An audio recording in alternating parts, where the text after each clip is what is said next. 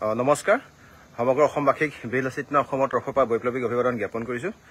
ইতিমধ্যে আমি এটা ভিডিঅ' প্ৰত্যক্ষ কৰিছোঁ যে যোৱাকালি যি অসম দিৱস বা চুকাফা দিৱস আছিলে, উক্ত অসম দিৱস বা চুকাফা দিৱসত হৈ যোৱা এটা ঘটনা, যিটো ঘটনাৰ কাৰণে বিলাচিত্না অসমৰ তৰফৰ পৰা আমি সঁচাকৈ নেকিব বুলি কোৱা যিগৰাকী শিল্পী কণ্ঠশিল্পীগৰাকীৰ ওচৰত আমি সঁচাকৈ ক্ষমা প্ৰাৰ্থী। উক্ত অনুষ্ঠানটোত মই নাছিলোঁ যোৱাকালি, কিন্তু আমি যিমানখিনি খবৰ পাইছোঁ বা যিমানখিনি খবৰ গম পালোঁ যে যোৱাকালি যিমানখিনি অথন্তৰ হৈ গ'ল, সেই অথন্তৰ বিষয়তে মই ৰাইজলৈ কথাখিনি আগবঢ়াব বিচাৰিছোঁ। কাৰণ বৰ্তমান সময়ত বিলাচিত্না অসমৰ মজিয়াখন বা সত্তা তথা ভেটিটোক অসমৰ ৰাইজে, অসমৰ মানুহে বা বিভিন্ন মহলে এই সত্তাটোক সন্মান কৰিবলৈ আৰম্ভ কৰিছে, বিশ্বাস কৰিবলৈ আৰম্ভ কৰিছে। কিন্তু এনে ক্ষেত্ৰত বা এনে পৰিপ্ৰেক্ষিতত যদি এনেকুৱা ধৰণৰ কিবা অনাকাংক্ষিত ঘটনা বা পৰিঘটনা ৰাইজে প্ৰত্যক্ষ কৰে বা লক্ষ্য কৰে, ৰাইজসকল তেওঁলোকে বা অসমবাসীয়ে ভাগি পৰে বা আমাৰ বিলাচিত্না অসমৰ সত্তাটোৰ ওপৰত তেওঁলোকৰ প্ৰশ্নবোধ আহি পৰে। গতিকে আমি এইটো মুহূৰ্ততে সমগ্ৰ অসমবাসীক এটা কথাই জনাব বিচাৰিছোঁ যে আপোনালোকে গম পায় যে বিগত 24 নৱেম্বৰ তাৰিখে আমাৰ বিলাচিত্না অসমৰ লাচিত দিৱস আছিলে। আমি গুৱাহাটী জিলা সমিতিয়ে ঠিক প্ৰত্যেকখন জিলা সমিতি বা আঞ্চলিক সমিতিয়ে বা প্ৰত্যেকখন জিলাই নিজাববীয়াকৈ লাচিত দিৱস উদযাপন কৰিছিলোঁ। এইবাৰ আমি বিলাচিত্না অসম কামৰূপ জিলা সমিতিয়ে দিছপুৰত উদযাপন কৰিছিলোঁ। গতিকে আমি খুব বেছি ব্যস্ত থকাৰ কাৰণে ৰঙিয়া আঞ্চলিক সমিতিয়ে যি অসম দিৱস উদযাপন কৰিছিলে, আপোনালোকে গম পায় যে যিকোনো ধৰণৰ দিৱস আমি ৰাইজৰ কাৰণে বা বীৰ পুৰুষজনক আমি স্মৰণ কৰাৰ উদ্দেশ্যেৰে ৰাইজৰ মাজত এনেকুৱাবিলাক অনুষ্ঠান পতা হয়। আপোনালোকে গম পায় ৰাইজৰ দান বৰঙণি সহায় সহযোগিতা লৈ এনেকুৱা অনুষ্ঠানবিলাক আয়োজন কৰা হয়। আৰু বীৰ বীৰাংগনাসকলক স্মৰণ কৰি ৰাখিবৰ কাৰণে, তেওঁলোকৰ ব্যক্তিত্ব, তেওঁলোকৰ সততা, তেওঁলোকৰ যি বীৰত্বক আমি স্মৰণ কৰিবৰ কাৰণে জাতি গঠন প্ৰক্ৰিয়াটোক আমি ৰাইজৰ মাজত স্মৰণৰ যোগেদি তেওঁলোকক জীয়াই ৰাখিবৰ কাৰণে এনেকুৱা অনুষ্ঠান অনুষ্ঠিত কৰা যায়। গতিকে বিলাচিত্না অসম আমি কামৰূপ জিলা সমিতিয়ে বিষয়টো আমি অৱগত হৈছোঁ, দেখিছোঁ, যেতিয়া গম পালোঁ যে এনেকুৱা এটা ঘটনা ঘটিছে শিল্পীগৰাকীৰ লগত। গতিকে শিল্পীগৰাকীৰ ওচৰত যদিও ৰঙিয়া সমিতিখন আমাৰ বিলাচিত্না অসম গুৱাহাটীৰ নেতৃত্বত নাছিলে, তথাপিতো আমি বিলাচিত্না অসম কামৰূপ জিলা সমিতিয়ে তেওঁলোকৰ ওচৰত আমি ক্ষমা প্ৰাৰ্থী। শিল্পীজনৰ লগত এনেকুৱাখিনি কৰিব নালাগিছিল, এইটো ভুল হৈছে, ভুলে। গতিকে তেওঁলোকেও এইটো স্বীকাৰ কৰিছে যে প্ৰথমবাৰৰ বাবে তেওঁলোকে এনেকুৱা ধৰণৰ অনুষ্ঠান আয়োজন কৰিছিলে। গতিকে তেওঁলোকৰ ভুল থাকি গ'ল।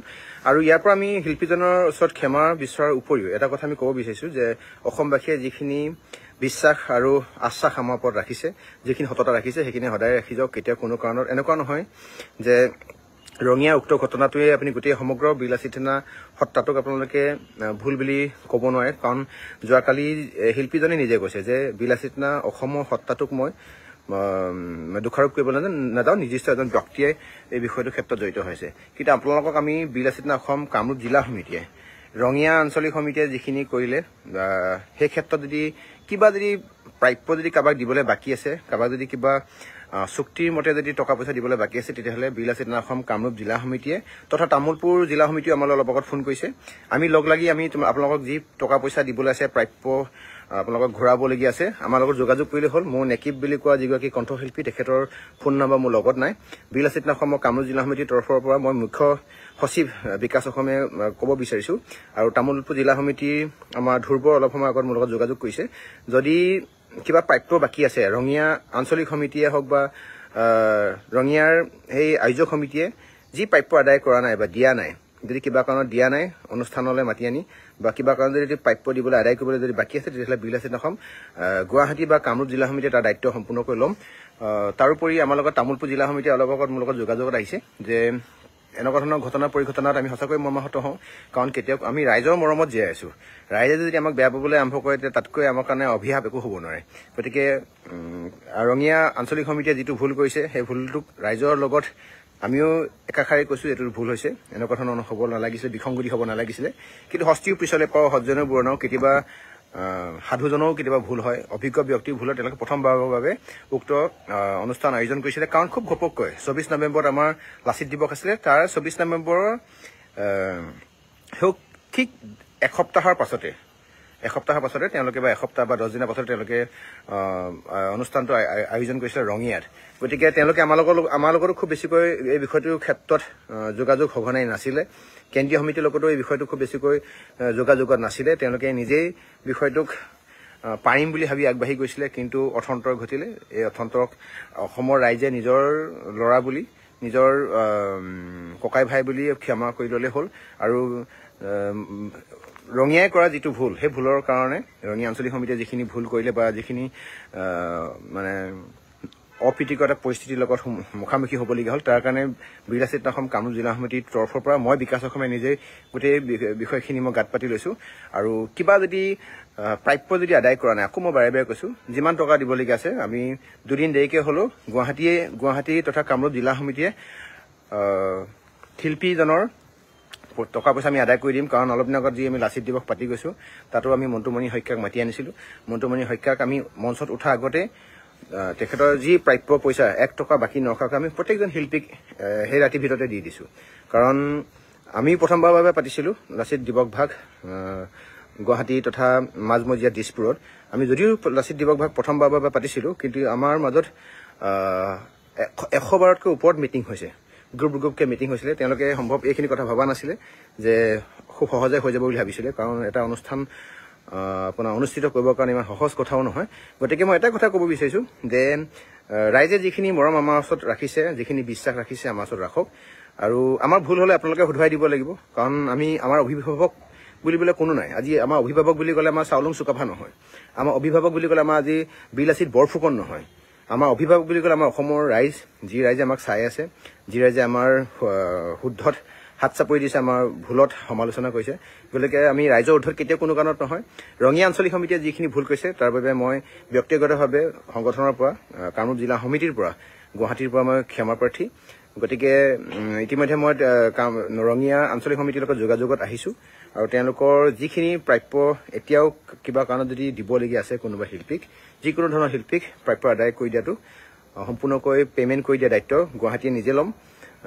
আৰু তামোলপুৰ জিলা সমিতি আমাৰ লগত যোগাযোগত আহিছে যে বিকাশ দা আপুনি ৰাইজক কথাটো অৱগত কৰক, যদি কিবা কাৰণত যদি তেওঁলোকে পে'মেণ্ট দিবলৈ বাকী আছে। যদিও অনুষ্ঠানটো আমি পতা নাছিলোঁ, তেওঁলোকে অনুষ্ঠান ভাগ অনুষ্ঠিত কৰিছিলে, আমাক অতিথি হিচাপে তালৈ মাতিছিলে।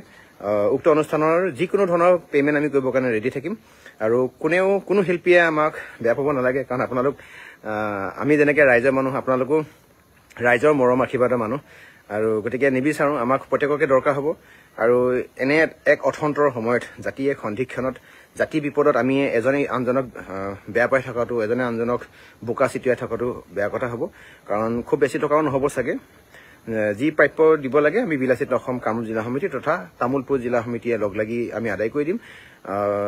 আৰু আমি এইটো কথা ক'ব বিচাৰিছোঁ যে ক্ষমা বিচৰাটো খুব ডাঙৰ কথা নহয়। যদি ৰঙিয়া আঞ্চলিক সমিতিয়ে সঁচাকৈ যদি তেওঁলোকৰ মনত কিবা দোষাৰোপ কৰিছে, দুখ বেদনা জাপি দিছে, তেতিয়াহ'লে তেওঁলোকে ক্ষমা বিচৰাটো দৰকাৰ। ৰাইজৰ ওচৰত আমি চিৰকৃতজ্ঞ হৈ থাকিম, ৰাইজৰ ওচৰত আমি সদায় ঋণী হৈ থাকিম। আৰু ৰাইজে আমাৰ কাৰণে সকলোতকৈ ওপৰত। গতিকে ৰাইজৰ মৰম চেনেহক আমি সাৰোগত কৰি আমি সাহস হিচাপে লৈ অনাগত দিনত ৰাইজৰ এই সংগ্ৰামখন কৰি যাম। আমি কেতিয়াও কোনো কাৰণত ব্যক্তিগত সংগ্ৰাম কৰি থকা নাই। এটা কথা ক'ব বিচাৰিছোঁ, আজি যিমানবাৰ জেল খাইছোঁ, যিমানবাৰ এৰেষ্ট হৈছোঁ, ৰাইজৰ কাৰণে হৈছোঁ। মই এজন PhD কৰি থকা এজন ৰিচাৰ্চ স্কলাৰ হয়। মোৰ কোনো গাত খোজতি লাগি থকা নাই যে মই PhD কৰি থাকিম।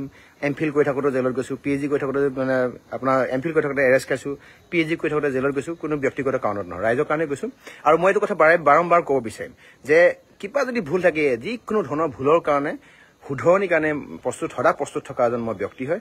আৰু ৰঙিয়া আঞ্চলিক সমিতি কৰা ভুলৰ সমস্ত ভাগ পাতি গ'লোঁ।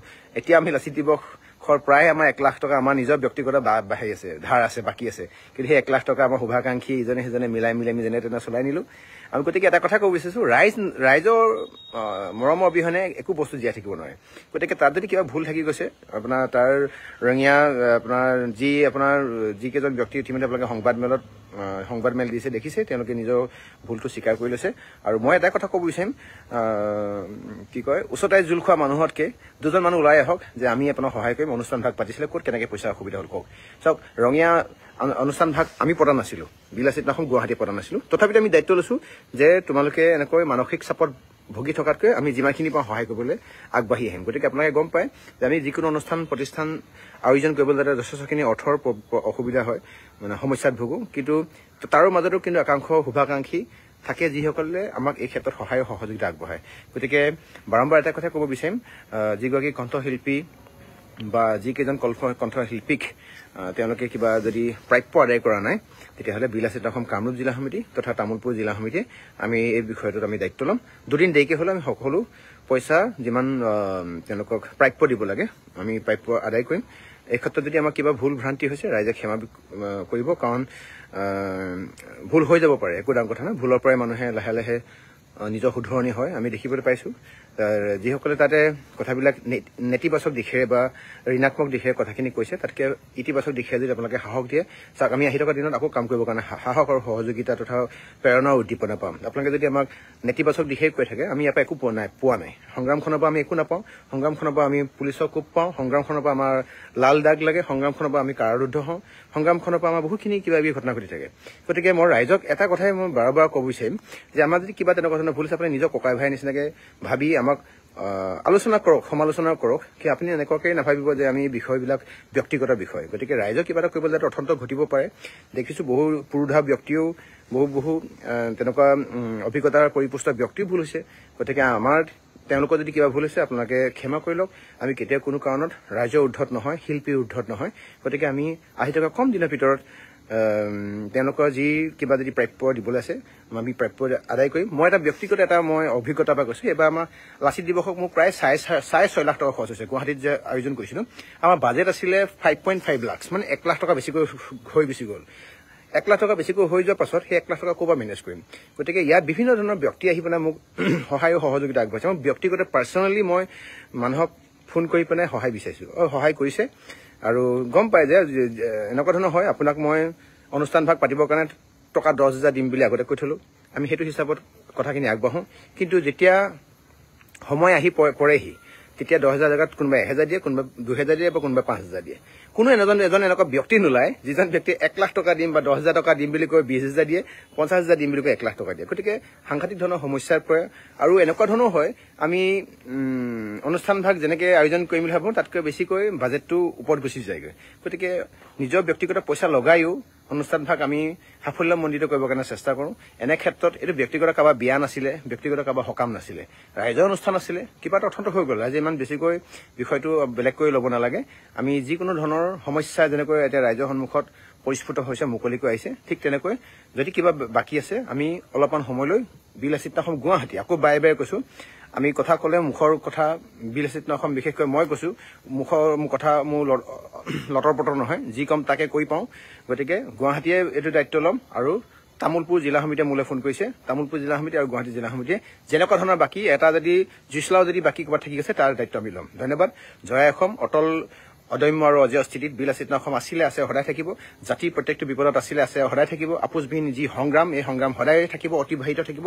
কেতিয়াও কোনো কাৰণত এই আজি অনুষ্ঠান এটা পাতিছে সেইটো খুব সৰু কথা, কিন্তু আহি থকা দিনবিলাকত কেতিয়াও কোনো কাৰণত জাতিয়ে বা কেতিয়াও কোনো কাৰণত অসমীয়া এই সত্তাটোৱে ভয় খাব নালাগে যে বিলাসিতা অসমে ক'ৰবাত আপোচ কৰিব। বিলাসিতা অসম অনাগত দিনত অসম আৰু অসমীয়াৰ সন্মুখৰ পৰা ঢাল হিচাপে কাম কৰিব। ধন্যবাদ। জয় অসম।